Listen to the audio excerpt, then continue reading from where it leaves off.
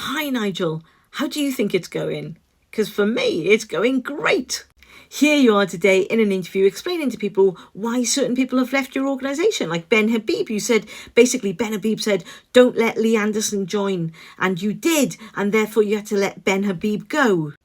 I mean, Nigel, you normally get away with lying to the media, don't you? But Ben Habib this morning had very different ideas, and I checked his facts and they stacked up. So who to believe? Clearly Ben Habib.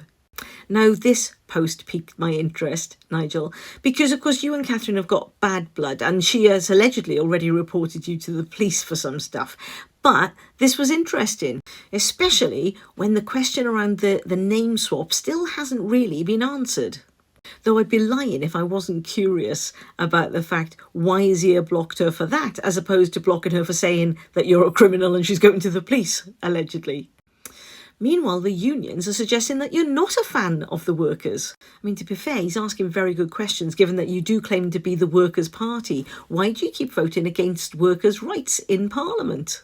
And then, to make it all worse, Richard, known as Dick to everybody, was on the media rounds this morning. Here he is explaining that even though you said just yesterday that ban the burqa stuff is not going to be part of your party policy, he's still banging on about it.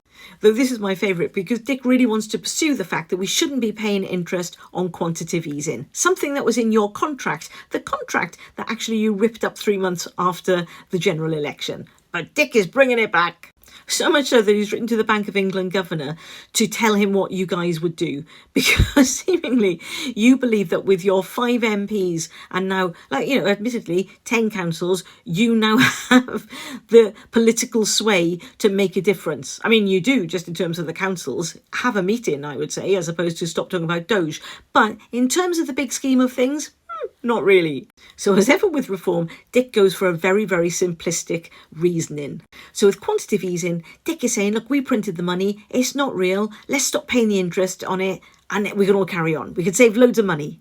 Given that your last economic policy announcement resulted in nearly all the economists, except Dick, saying it would lead to a crisis akin, if not worse, to that we had when Liz Truss was in charge, this suggestion continues to undermine the UK financial systems. See, it's not pretend money, is it, Dick, like you're trying to make out? Once it's printed, it becomes part of the system, and the Bank of England have to hold that money. Basically, it would result in banks and investors panicking. And for us, that would mean our mortgages, our loans, everything would shoot up. It's sort of akin to us not paying our rent, our landlord getting pissed off and kicking us out, and then no other landlord will take us in because we're known to have defaulted on our rent. You see, Nigel, this is why I struggle with you.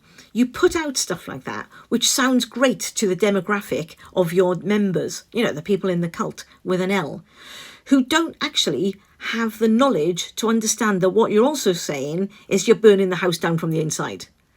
And I find that frustrating that you're manipulating them and exploiting their ignorance. Anyway, good luck with the rest of the day. I wonder how Zia's doing with the Okey Dokey. In, out, as you were.